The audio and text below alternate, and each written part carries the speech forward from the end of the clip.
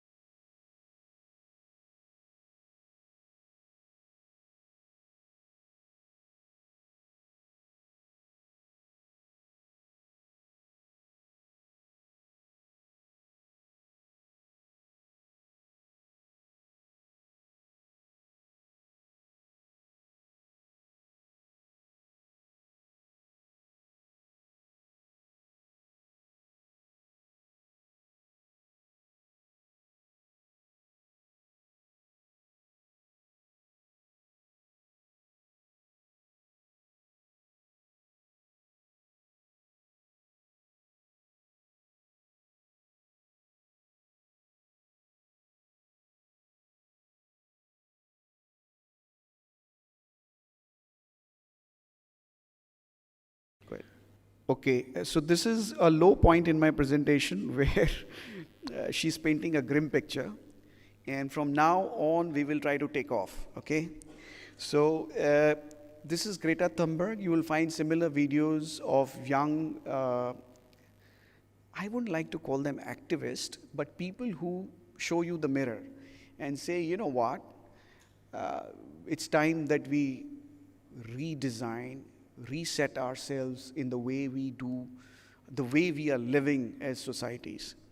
So from here on, let's now build it up where we are all in a positive state of mind and ready for action, okay? So, it's very important for us to have a context that when we live in a modern age, there are a lot of conveniences that we enjoy and privileges that we enjoy.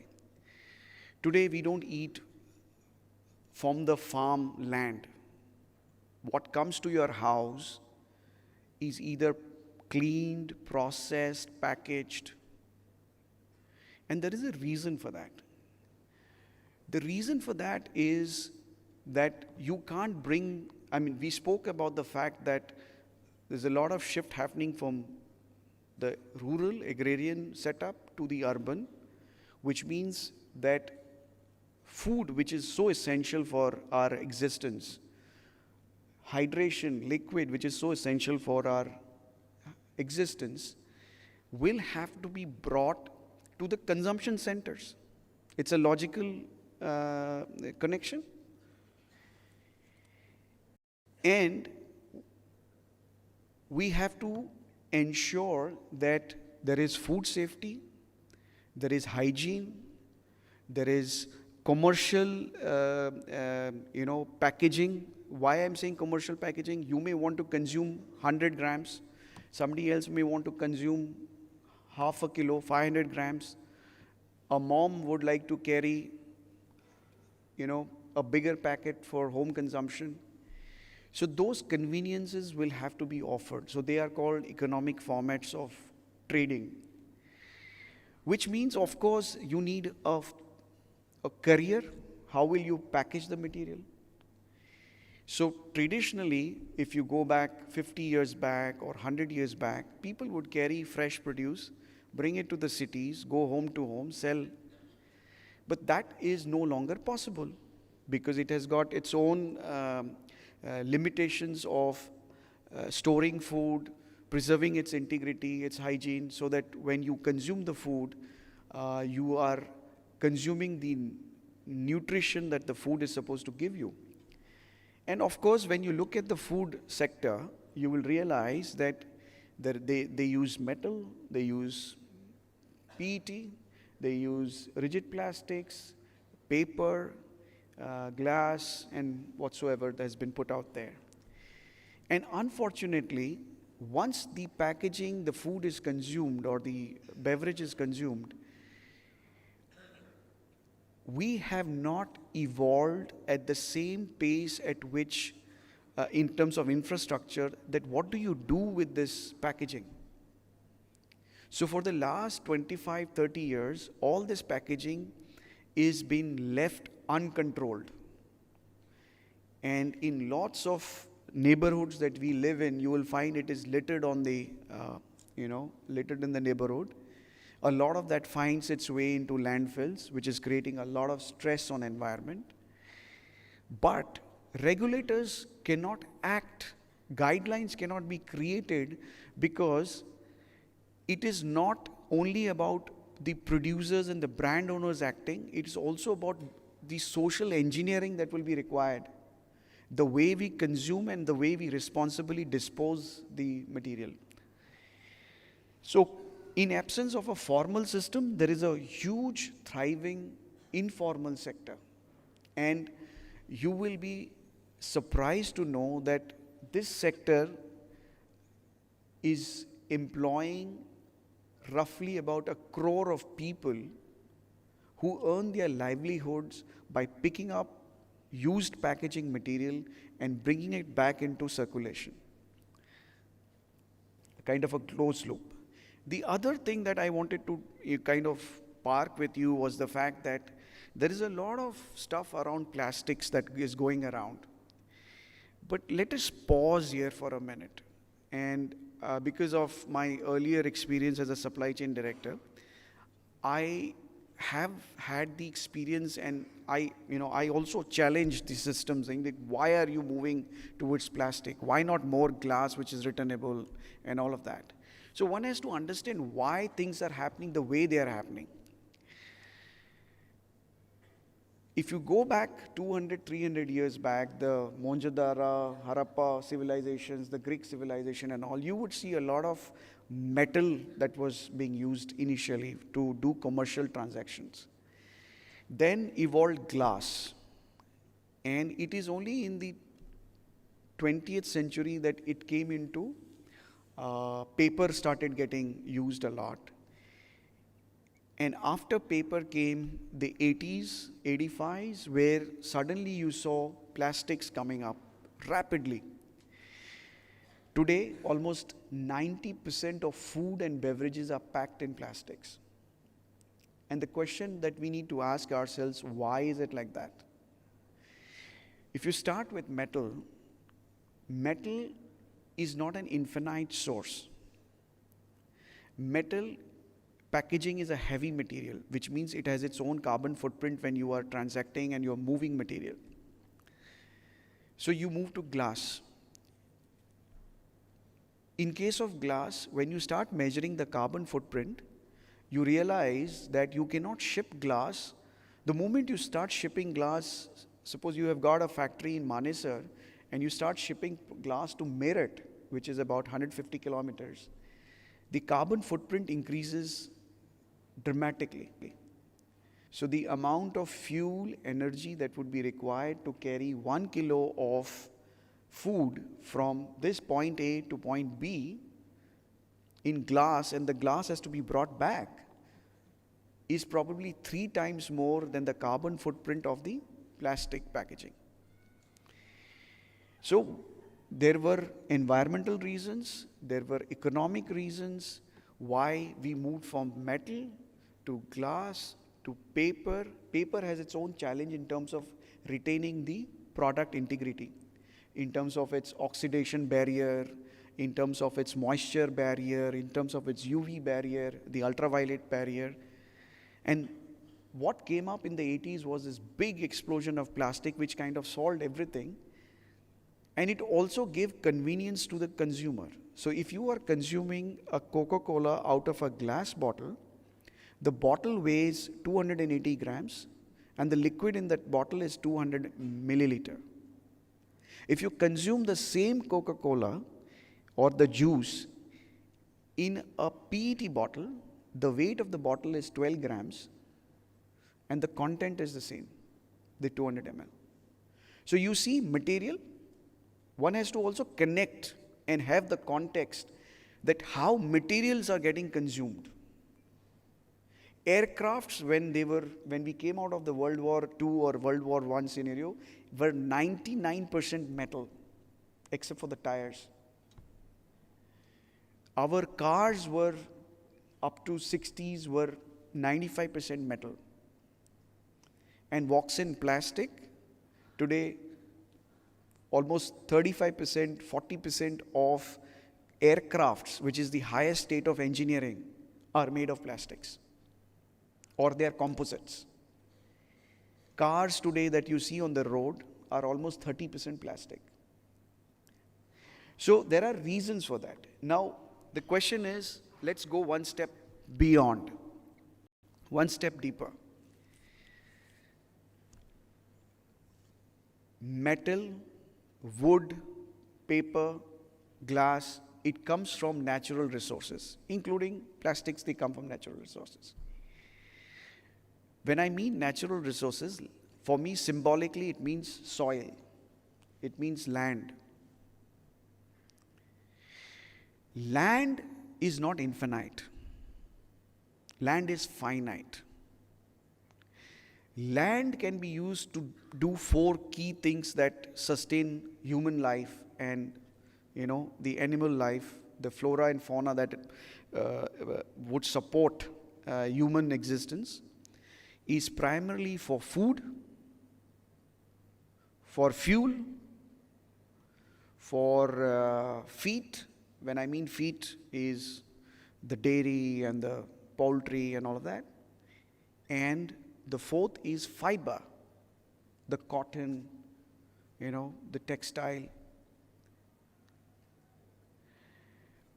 So if you go and say, and I can be almost 100% sure, if all of you were to look at the material that you're wearing, it is in some form polymer, and in other name it was plastic.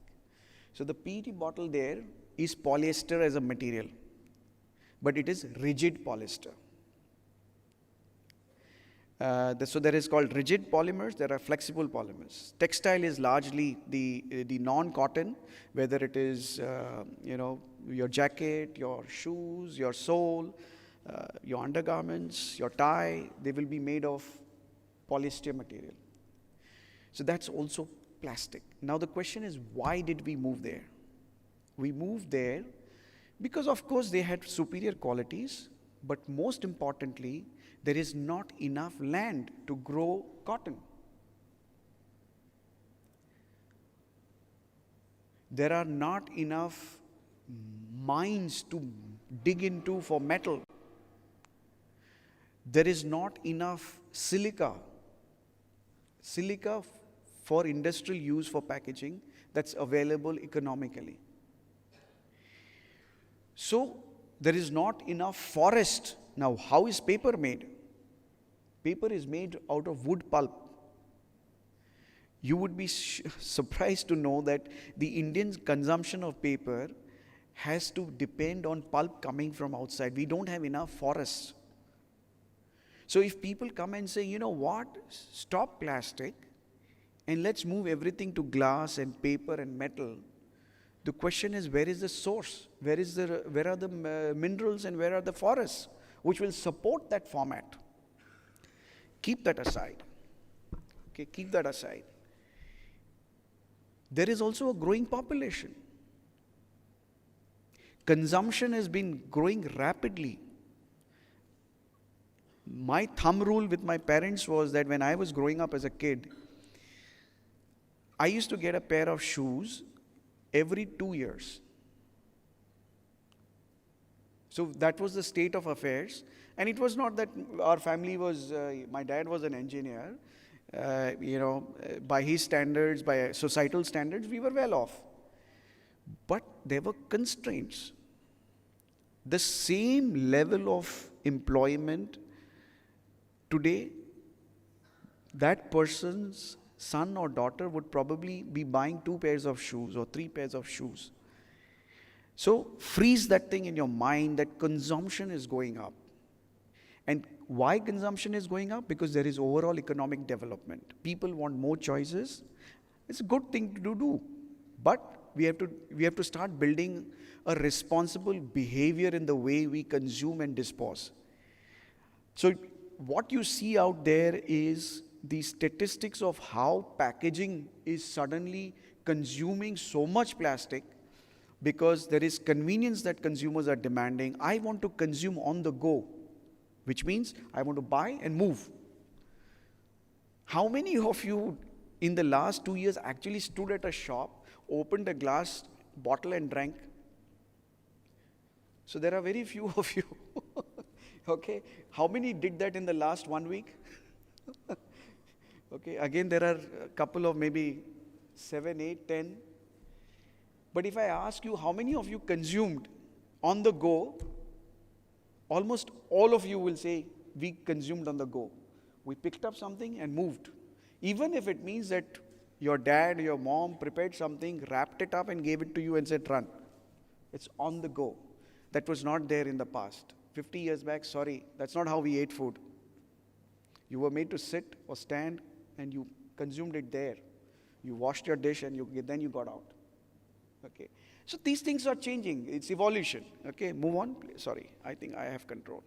So this is a picture pictorially telling you that we have moved. We are a 135-year-old company. So we started with dispensing in a cup, in a steel cup, into glass and metal and all of that. Today, we are largely into plastics.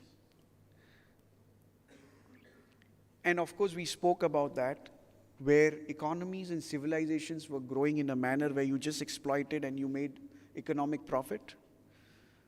Then came competition, which means that you had to become efficient. So one of the ways you become efficient is you start consuming less material so that your cost price goes down. So there was an era of that. The 60s, 70s was that. Then came a realization, oh, the materials that we are consuming are not going to be endlessly available. So we need to stop and we need to look at renewal. So if there are people out here who have visited Goa, and that's the place where I grew up, Goa's biggest economic contributor used to be iron ore mines and manganese mines. Goa's economy depended on mining, and the second big economic activity was tourism.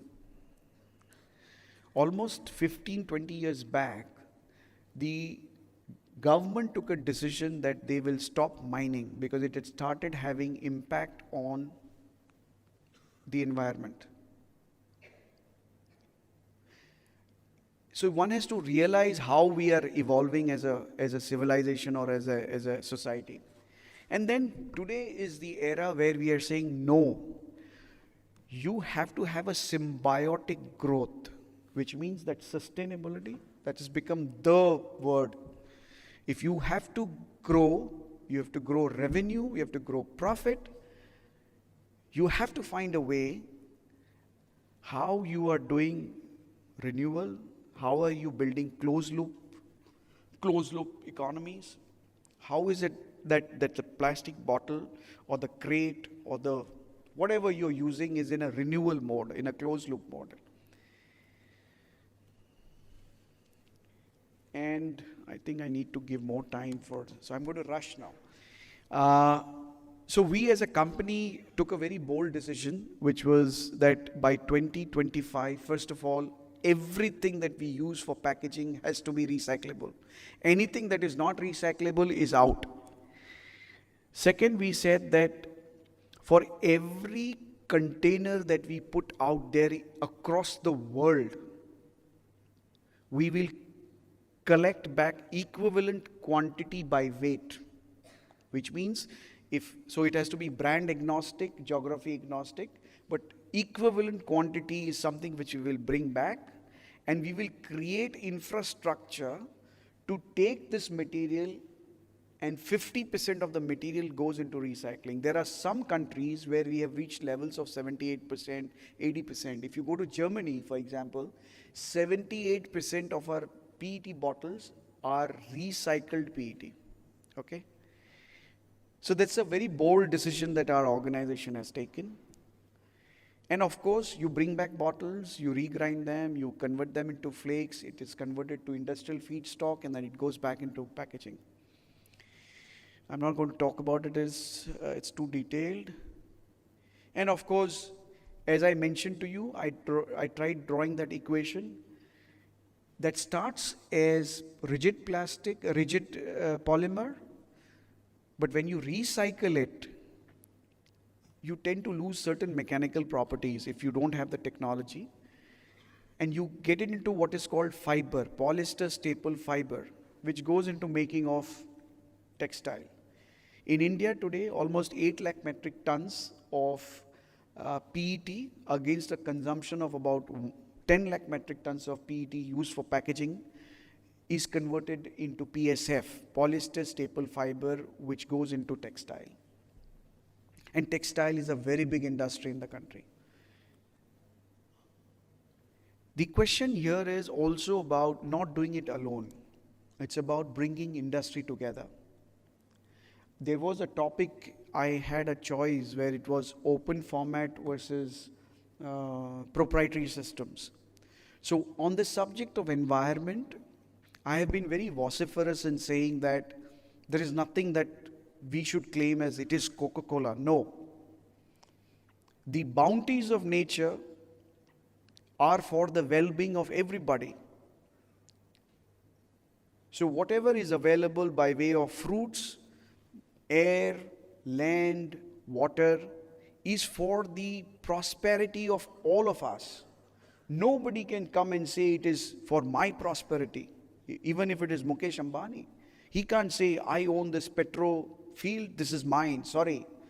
If he does behave like that, he will lose ownership of that. The government will walk in and say, tomorrow onwards you don't own it, because the government will have to act in the well-being of the larger well-being.